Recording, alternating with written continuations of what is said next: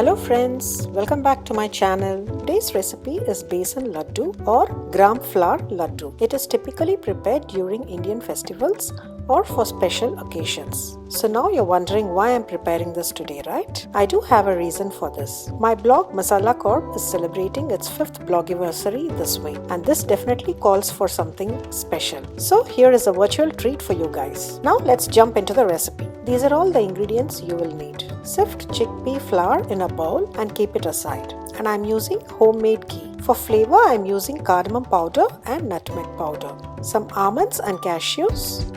Pistachios for garnish. You can also additionally use saffron for garnish. These are all optional and feel free to add whatever garnishes you want. You can use powdered sugar directly or just make powder. While making sugar powder, I usually add cardamom and nutmeg and grind together, so this gives a very good aroma. You can also add them separately. Heat ghee in a heavy bottomed pan over medium-low heat. Once hot, add besan or gram flour and mix with the help of a spatula. Make sure that the ghee is not too hot, otherwise chickpea flour will burn. Roast besan over medium-low heat by stirring continuously, otherwise it will get burnt.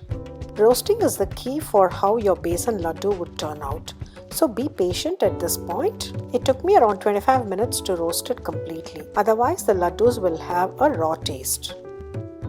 In the beginning, it will be a little lumpy and you will feel heavy, so keep on stirring and cooking. So after about 5 minutes, it will look like this. As it gets roasted, it starts to loosen up and becomes like a thick paste. It will not be lumpy anymore and you will feel it very light while stirring.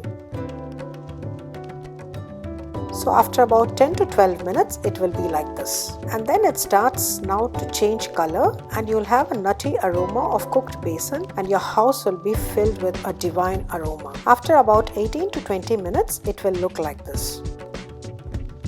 It will be a little runny paste like and shiny, meaning ghee starts to ooze out, and this is the time besan is roasted and almost ready.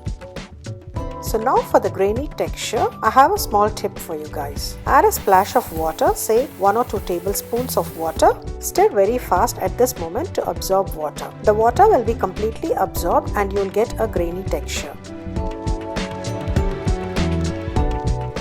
Splash another tablespoon of water and repeat the process. Cook for another 2 to 3 minutes. It took me close to 25 minutes to reach this stage. So once it is done, remove it to a bowl and let it cool. Check after 8 to 10 minutes. Mixture should be slightly warm. It should neither be too hot nor too cold. Make sure that it's not completely cold. Now roast the nuts in a teaspoon of ghee to light golden brown and add it to this besan mixture. Then add powdered sugar. So if you're adding cardamom powder and nutmeg powder separately, so add in at this stage. Optionally, you can also add milk powder. I like the taste of the laddu when this milk powder is added. But this is purely optional, so try it for yourself and see if you like it. I must say this is actually my secret ingredient every time I make this laddu.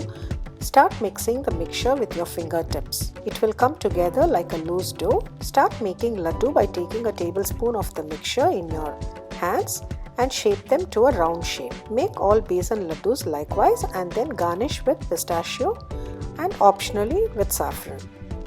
Let them cool down completely and then store in an airtight container. They keep fresh for about a week to 10 days. Do enjoy it and subscribe to my channel MasalaKorb. And don't forget to turn on the notification bell for new updates. You can also follow me on Facebook and Instagram. It's me Padma signing off.